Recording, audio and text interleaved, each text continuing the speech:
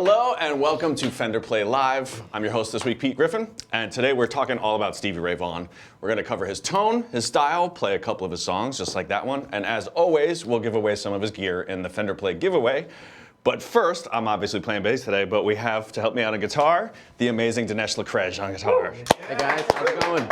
All right, Dinesh has helped us out in the past, but for those of you that don't know him, Dinesh is a guitarist and also one of the biggest Stevie Ray Vaughan fans out there. So welcome, so glad to have you here. Yeah, man, great to be here. I'm super stoked. We were talking Super about this excited. before, and this guy literally does know pretty much everything there is to know about Stevie Ray Vaughan. It's pretty cool. It's just going to go nice and smooth for me. But first of all, a little bit about you. How long have you been playing guitar? Man, I think, wow, I've probably been playing for about maybe 25 plus years now. Probably started at like 8. Okay. My dad played, so I kind of jumped in, kind of seeing him do his thing, you know? Right on. And then, man, getting into Stevie Ray, it was kind of like around 11 or so, where one of my older buddies, their older brother, the one that used to kind of beat us up, works. Yeah. gave me a tape one day, and he was like, check these guys out. And I didn't even know who, Stevie Ray Vaughn was at the time. Man, I got this tape, and I like the first track I heard, like immediately I was like, what's up with that guitar? Like, Right. what's up with the tone? Like, what's up with the playing? So it kind of just started from there, where I was just like, dude, I need to know everything about this guy. I mean, like what you kind of would do when you were a kid, like going through your favorite player. Yeah, right? I think most instrumentalists have a moment where there's that sort of breakthrough of like, what the heck am I listening to, and how do I Right. do that, and then it just sort of goes down the rabbit hole from there. Yeah. So we've got a lot of gear we're going to be showing off today, but start off the bat with the guitar that you're playing. Yeah. Gorgeous. So we're using the actual the Fender Signature Series Stevie Ray Vaughan Stratocaster. Okay. So it's super cool. Yeah, it's got a lot of the same specs that pretty much identical to what Stevie used. You know. That's great. Yeah. So. That's how convenient. And how about the You're amp? right. Yeah. So I'm going through this. We're just using the new Fender Twin, the Tone Master, and then I've got a couple of pedals like the Pinwheel and the Santa Ana Cool. Overdrive for a little grit. We'll check those out later. But can you Yeah. play a little bit for us? Let's just Yeah, check out absolutely. this Let's out. check out the guitar. So.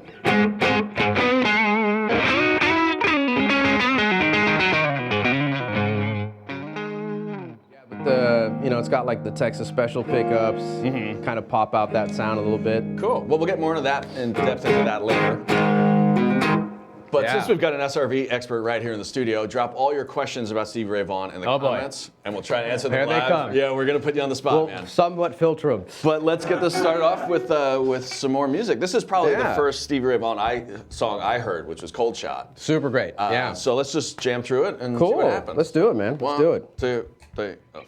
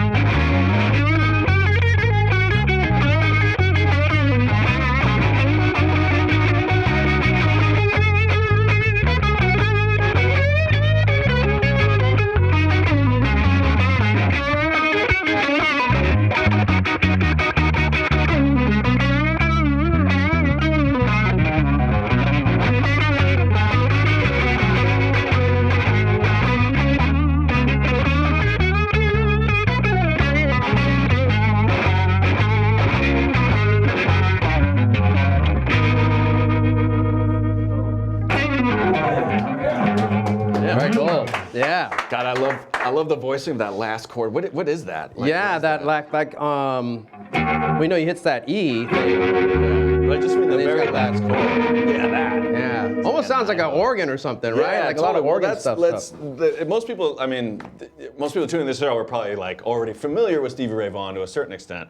But let's talk about like some of these effects that like, why does it sound like there's an organ on that song? Every time I heard the original recording. No, totally. That's And then you find out it's just a trio. Like, Right. It's just bass, guitar, and drums. And right.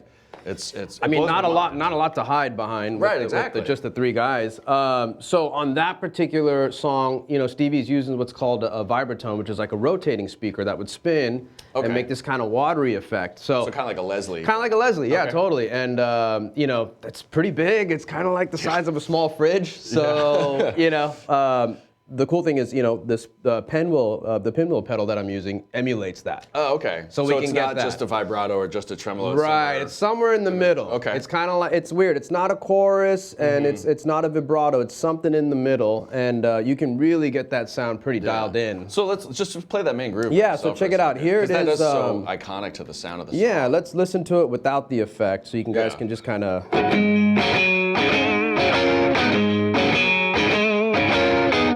We engage that effect on.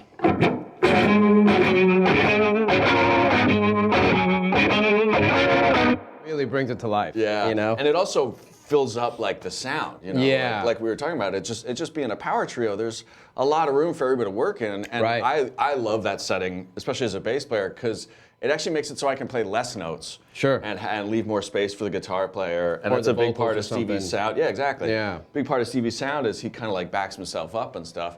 But here's a little bit more of the history on him, and I can be helped out by our wonderful guest. Man, here. it's funny, the whole thing about him, it's interesting because like if you look back at where he kind of evolved from and came from, I mean, he started playing around the age of 7. You know, he was playing gigs and stuff through the 60s and 70s out in Austin, you know, the Texas area. And finally formed, you know, Double Trouble in 78, I believe, is probably the earliest that we know about that. You know, Tommy Shannon. with the great bass. Tommy Shannon on Dude, bass, yeah. solid bass player. Master of understatement. And Chris Layton on drums. Chris Layton on drums, like super solid dudes. Like, and you know, the funny thing is when you watch a lot of their performances, like those guys are glued to him, and like they're like kind of like watching him the whole time, you know, and you know any little thing that he does, like they were just right there, you know. So you know they start jamming, and then he breaks out with Double Trouble. They play like the Montreux Jazz Festival, Montreux Jazz Festival, like in '82, and of course David Bowie checks them out. Okay. And he gets an interest in Stevie, and then you know he gets Stevie to play on the Let's Dance record. Right. So you know Which Stevie. is the first bit of trivia that I knew. Yeah, that was like basically the break for him. Right. You know, was that, and it was just kind of like you know he plays on Let's Dance, and I think China Girl. And you know that was the big like breakthrough there for them. You know, so it was pretty interesting, man. It was just kind of like.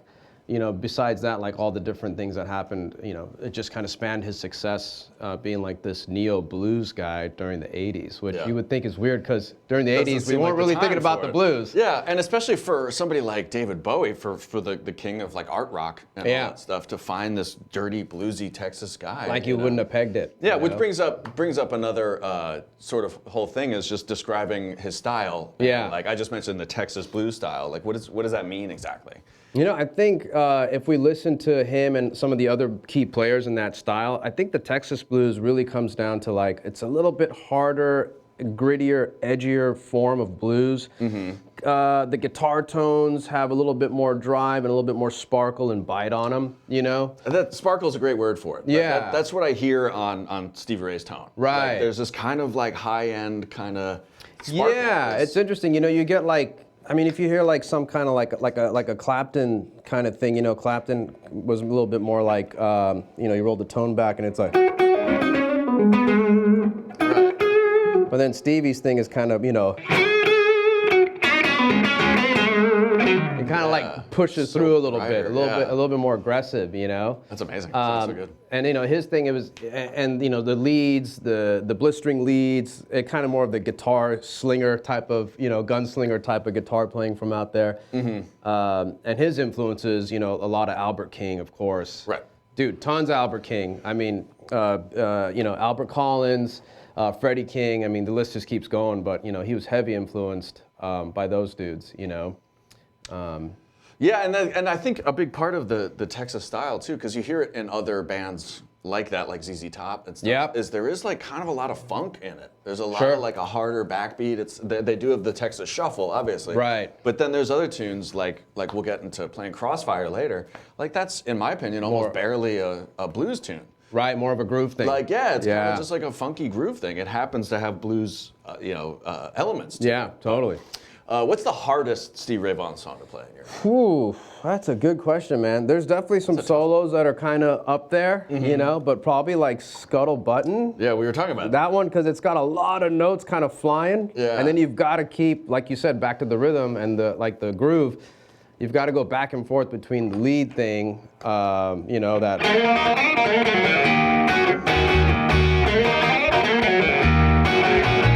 Which is like, it's like two parts and you're like, you know, doing that kind of thing. Yeah. And you know, great on all of it. sometimes you're kind of like, you're going through those parts and you're like, as long as I can keep the rhythm going, you know? Yeah.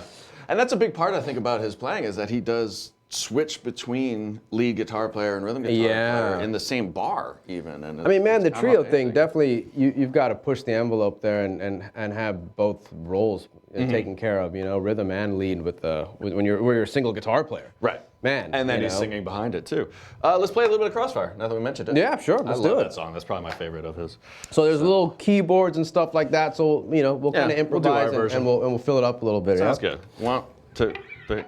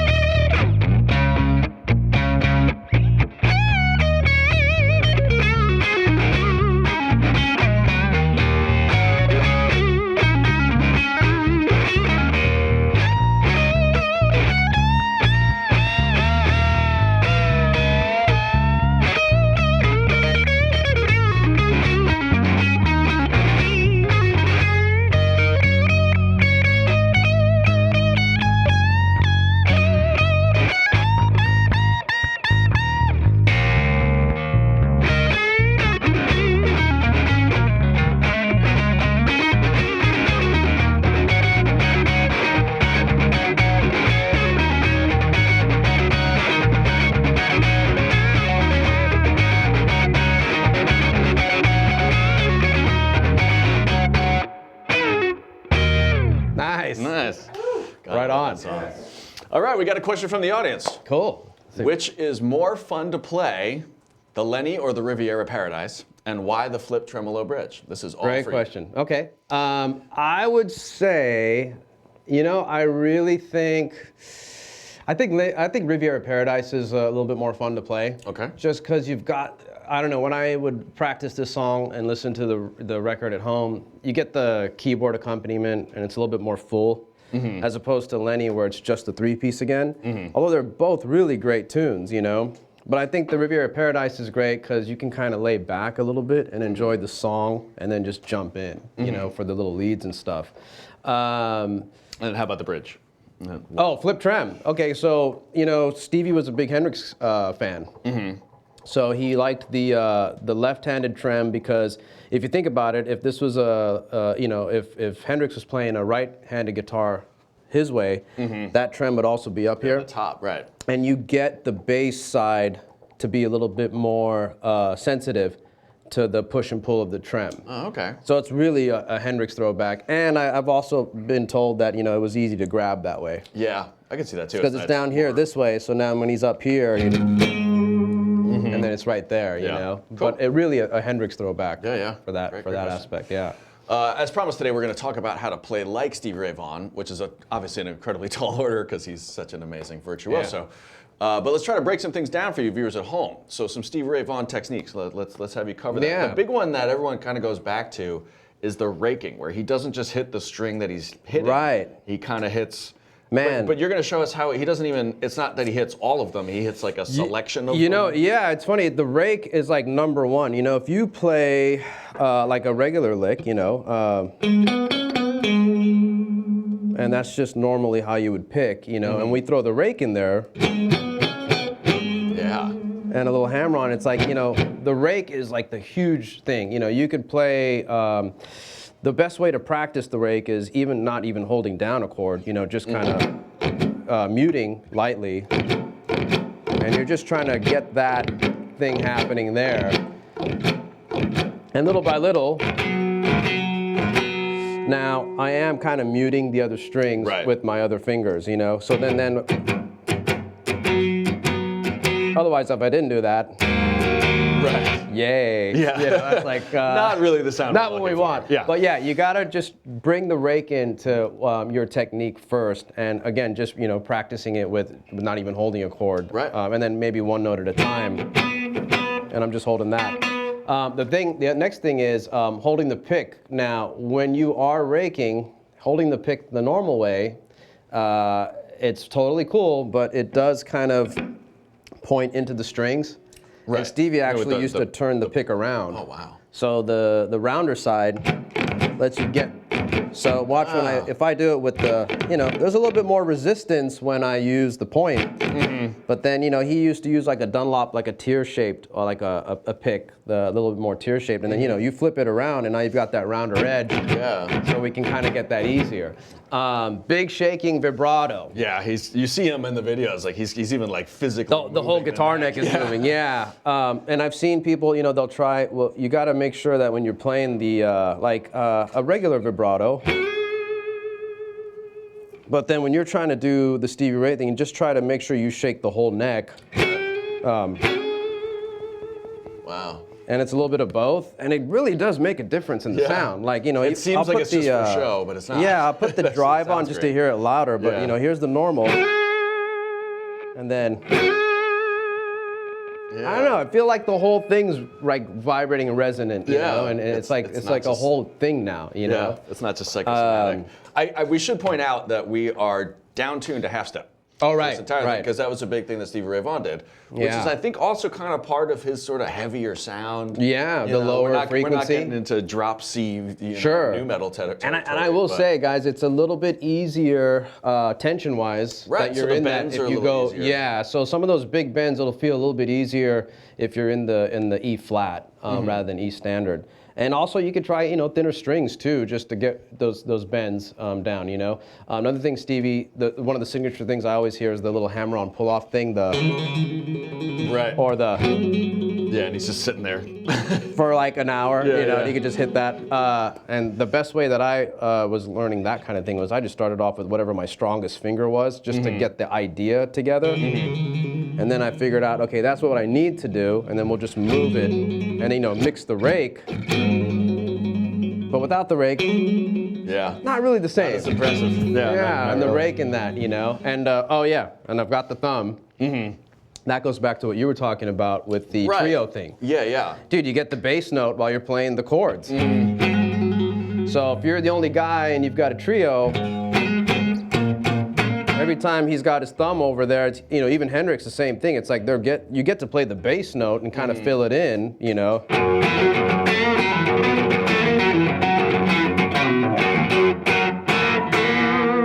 So that really helps. Yeah, I didn't really realize that at first. I just thought I was told it was a bad habit when I was taking guitar lessons. It's a very bad habit for bass players. Let me stick that in for a second. That does not work on bass, unless it works for you. But anyway, but what's so cool about that is so that note that you're holding there is really just an octave up of my lowest one. Right. So you are sort of being your own rhythm guitarist as you're also playing the stuff on top. The melody or the totally. And it just kind of fills it in, and it makes it so I don't have to do those constant octaves. I can just kind of hammer on that bottom part. So let's just play a little bit more. Sure, let's do it. Some more on Cold Shot, just because we got the tone nailed so good. Yeah. It just lets you kind of blow over it. That sounds good. Let's do it. 1, 2, 3.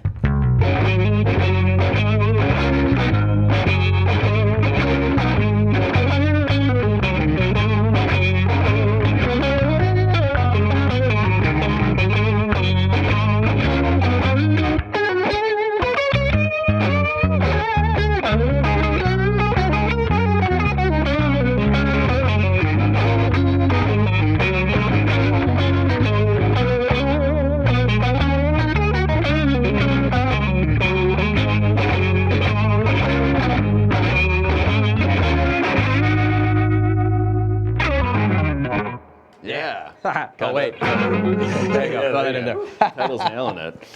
Cool. All right, rapid fire questions. What is your favorite feature on that guitar? Favorite feature on the guitar like what's nailing it is the left-handed trem. I'm not using it right now, but I think that's super cool. Yeah? Because it's just different. Yeah, it's a slight difference on it. Yeah, Cool. I just think that's cool. How do you do those glissando slides that he does? Like Yeah. the big kind of Man, full I'll be neck. honest, sometimes they work. It's, Yeah. sometimes I don't, it helps if you've got some gain, but you've really got to just, Yeah. he had big hands. So it was a lot easier for him, I think, but a lot of them sound so big on the records, Right. it sounds like the whole, like everything stops, like time stops, and then Yeah. you just hear, but a lot of them are like that, and you just really have to hold have to down, hit it, yeah. and you just got to go for it. Yeah. It's funny, I know about, sometimes you miss it, like with the bass one, it's like, Yeah, Incidental. or it doesn't have that thing that cuts through, right? Right, yeah, or sometimes you get just the. Yeah. But yeah, those are really big. yeah. And so just, we've talked about the pedals. What, are you doing anything special with the amp to get the tone? The amp is set up to where it's breaking up a little bit. Okay. So on the Tone Masters, you can drive them and still keep the volume low, but it's not super pristine clean. There's like a tiny little, and that just helps to, when you're playing the clean stuff, it doesn't drop too much in volume. Right. So he would usually use a mostly clean amp and then Yeah, just and I think drive. they were kind of clean, but pushing the breakup point. Okay. Not distorted, but just, and that kind of helps when you add overdrives. Overdrives like to see amps that are broken up just a tiny touch. They really react a lot better that way, you Cool. know? So that's really the secret there.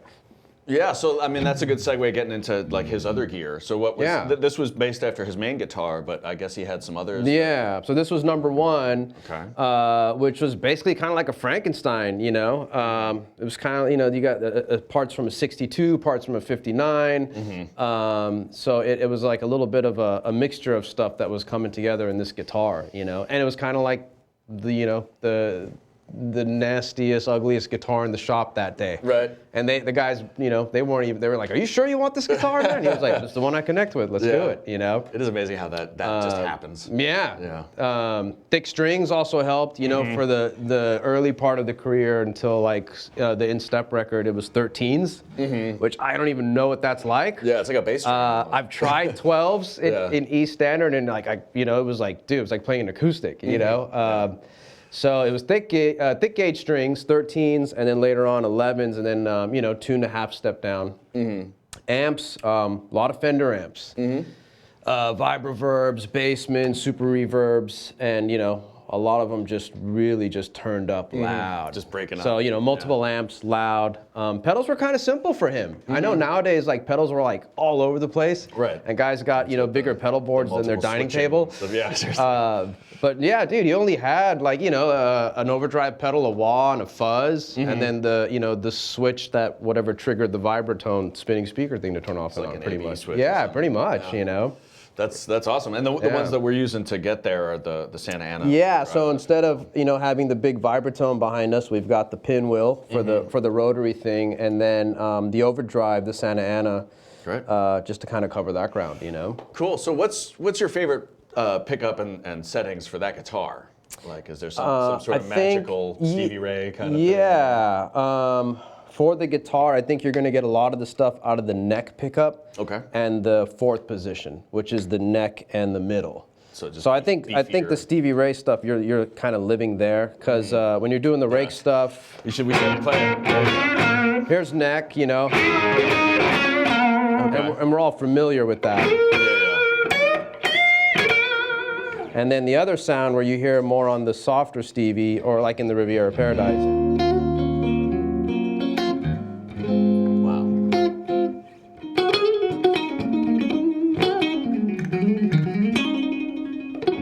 Yeah, much mellower. Sounds Yeah, like I think those are like the two, like go-to sounds. voices. I mean, there's a couple times he'll hit the bridge where it gets super loud, but I think those are the two that you hear right away, and you're like, oh, those are the two sounds. Cool. Let's get into some trivia for you guys out watching. Who did Stevie Ray Vaughan's #1 Strat previously belong to prior to him acquiring it? This is actually a really interesting answer. That is one. Yeah, that is. I guess you were telling me this before. I didn't know it. So Yeah. what is our? Should we wait to do the answer later? Yeah, we'll wait to do the answer. Okay. We'll keep them suspense a little bit. But let's close this out with your help with another Stevie Ray Vaughan classic. Let's just do "Mary Had a Little Lamb." Cool, great one. Yeah. It's a nice standard blues form, but really cool. One of those like open riff open string kind of. Totally, and great groove. Yeah. Kind of like blues, but taken a little bit outside the box. Right, there's still kind of a funk thing to it. So let's do it. All right. Cool.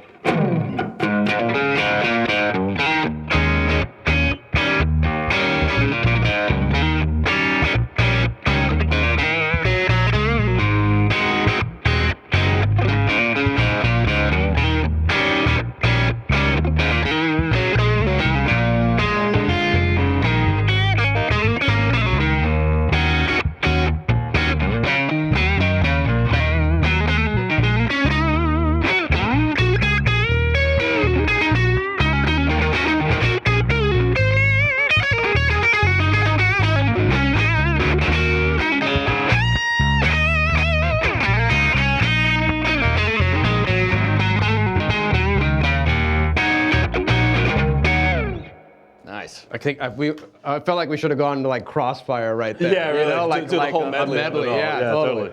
Well, they're all in a lot of the same keys, but cool. That was super fun. Any other guitars? Like obviously Stevie Ray was a big Strat guy to the point where I don't think I saw him use much else. But is there any other way to kind of get that if you have a Telly or if you have? Yeah, you know, I think the Telly is the same thing. I think a Telly, if you're on that neck pickup, you can still get that tone. And sometimes the middle stuff on the Telly. Jazzmaster, I think neck is also neck and bridge. I think if you can do neck and bridge, you can cover a lot of the stuff. So if you've got a Telly out there, keep it on the neck, get a little bit of grit from the amp or from the overdrive pedal that you're using. Jazzmaster guys, same thing, you know. I think you still get in the wheelhouse of it. You know? So yeah. Great. All right, we've got the winner to our trivia question. The question was, who originally owned Stevie Ray Vaughan's #1 guitar, the one that this is modeled after? And the answer is... Christopher Cross. Wow. Yeah. Answered correctly by Pat on YouTube. Wow, look at Pat. Congratulations on getting that. Yeah. That is awesome. That's not a well-known fact. He decided he needed to go sailing, so you know, he had to switch out guitars. Yeah. So every week we like to assign homework for our viewing community, and especially those in our Fender Play community of learners. For those in the community, make sure you post your homework so we can help you out, tell you how great you're doing. Why don't you help me out with the homework this week? For a beginner, what would you recommend them to try out with? You know, if anyone wants to get into the Stevie Ray stuff, you know, we talked about some of the techniques like the raking and all that, but man, I would say pentatonic scale in E. Okay. Man, if you can grab the two spots, you know, we talked about this earlier down here. You know, if we can get it down there and you can get it up here. If you can get those two spots together, you've got a lot of Stevie Ray happening right there. You know, yeah, I mean, it sounds so pedestrian when you just play it like that. Yeah. Now play that riff. Sure, now we played Mary Had a Little Lamb. Yeah. Right there. You know, right and then the Crossfire stuff, you know, which is... Good. So, I mean, if you're in that area... Add the rake even when you're playing the scale. And then, you know, we can, you know, so that's where you want to start. If you can grab that pentatonic in E here and here, that's a great seems to place cover to a be. lot of the ground. Yeah. For the intermediates out there, you can just try playing that riff from Cold Shot and really kind of getting that rake into it.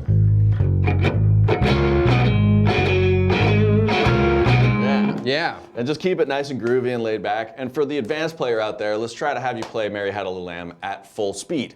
It's kind of tough getting all those notes and have it pocketed. Right. We've got some riffage and we've got some chords. Yeah. So make sure you post that so we can tell you how awesome you're doing. And shout out to @ArtificialInTelevision on Twitter who answered trivia correctly, but also spelled Chris's name right. But thank you so much, Dinesh, for coming on the show. Man, thanks for having me. Appreciate it. Had a blast. Had a blast. Yeah. You're definitely the guy to go to for this. Awesome. And we'll have you on next time, and we'll see you soon. Awesome, man. Thanks for having me. We'll see you guys. Have a good one. Thank you. Coming up now, we're going to bring our community guru, Dylan, who's going to tell us about what's new with Fender Play this week. And also make sure to check out the link in the description for a look at this week's Fender Play Live playlist. We put together a series of courses and song lessons from Fender Play that will get you playing as close to SRV as possible, so check it out. Welcome, Dylan. How you doing, welcome. Man? Yes, thank you. This has been fantastic. Yeah. I mean, people love Stevie Ray Vaughan. I mean, seriously. What's just so cool about it is, especially that last little bit, he did so much with so many like kind of beginner things, like just that E pentatonic riff. Yeah. I can play that on guitar, and I can't play guitar for crap. Well, you know what? And I should mention all these techniques, like I'm a half step up, by the way, are all on Fender plays. So one of the things he was talking about earlier when he was doing, this is like, we have that as a stopping sound with your fretting hand, and then also there's stopping sound with your picking hand, which are both big techniques for that. So if you're a member, which I hope you are, you can go on and search that. You can search raking, you can search pentatonic scales, all those things are on there, so check them out. Cool. Well, that's as good a time as I need to talk about some of the other perks of being a Fender Play member. Not only is it a great way to learn to play guitar, bass, or ukulele, but you also get to join the club of learners around the world that are just like you. And you'll get some pretty awesome perks, like 10% off any gear, like a shirt or another guitar or an amp or anything like that. Another perk is our weekly gear giveaway, which blows my mind that you guys get all this free stuff just for practicing bass or guitar or anything. So what's that all about? Aha. Well, we have every week, we give away some free gear like this Player Stratocaster right here. This is buttercream. Nice. The color. I don't play a Delicious. guitar unless I could eat it. So to a lucky subscriber, just for practicing 3 times a week. So you can also win tellies, jazz masters, basses, amps. It's insane. It's incredible. Yeah. It's announced right here on the show, Fender Play Live by moi. Okay. So without further ado, I shall announce it myself. Are we ready? Yes, let's do it. Here we go. Eddie-O. All right, Eddie-O. Eddie. Yeah, congratulations. Yes, Eddie, congratulations, sir. Yeah. Congratulations. Make sure you show us what you want in the community. That's right. We want to see the goodies that you guys get. Make sure you put some shouts out there, because Yeah. there's a lot of noise. Yeah. Another great perk is joining our community of learners on Facebook. We're 19,000 strong, and it's a great place to ask questions, get advice, show off your playing. It really blows my mind how learners learn from other learners, if that makes any sense. Yeah. Like, as people are kind of figuring, yes, you learn from the teachers, but then like when I was in music school, just sitting there and talking to other musicians about what they learned and just a different way of saying the same thing. So it's a really great kind of community there to get advice and show off your playing and see what other people are doing. And you can get a shout out on the show. So who are we shouting out this week? Well, all right. So this week I've got 2 shout outs, and we are in the Johnny Marr room shooting this Yes, right now. we You are. may not have heard that before, but we're in the lovely Johnny Marr room. It's huge, may I say. It's like an auditorium. But we want to give a shout out to Craig Marabella, because he did an awesome tribute to Johnny Marr. He's obviously a huge fan. And we thought that was amazing, and us Johnny Marr room livers really appreciated that. Yes. Also, Amy Clark, who's only been playing for 2 months, posted a video of herself playing Apologize by someone, and it was fantastic. We really enjoyed it. Yeah, it is a One Republic song, yes. Anyway, so it was really great, and Amy, 2 months. Wow, I don't know what I've been able to learn in 2 months. Nothing. Seriously. Well, that's a tribute to the Fender Play platform. Sure is that is. it kind of takes you from not playing to playing. Yeah. That's pretty amazing. And the other cool thing about Fender Play is we have a constant stream of new songs coming in for you to learn, because that's what guitar is all about: is learn how to play some of your favorite tunes and then writing some of your own. But learning your favorite tunes and then rocking out to them and whatever else you want to do. We got what did we learn this week? Yeah, we Tell got what's some new. great new songs on the site this week. So let's see. This one's pretty hip. Let's see it. Nice.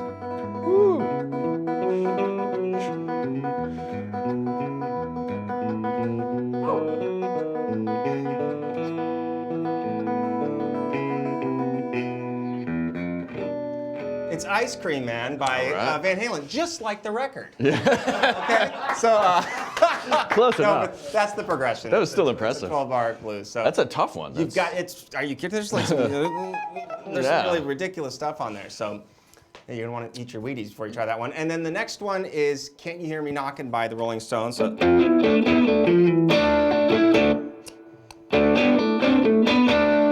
This is like a super iconic riff. I love the tone that he has on this song. We would need a telly to fully get it here. But it's an incredible tone. It's iconic. It's a great mix. Like, you can sing along with it. The song's only like 43 minutes long, so you can learn the whole thing in a couple years. Yeah. It's definitely worth doing. Yeah. Okay, and then I need to go to kind of a dark place for this one. So Okay. just give me a second, yeah.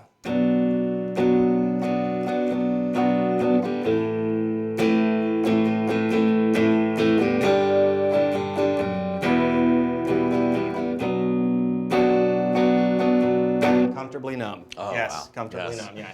One of the best guitar solos of all time. You thought it was yakety sax. It's Comfortably Numb. It's a great song. So you guys have to check it out. The guitar solo is incredible. His tone is incredible. Yeah, seriously. And another very iconic Fender user. That's right. But let's wrap this all up. Thanks again to Dinesh Lekhraj for coming by and talking to us about Stevie Ray Vaughan. I know.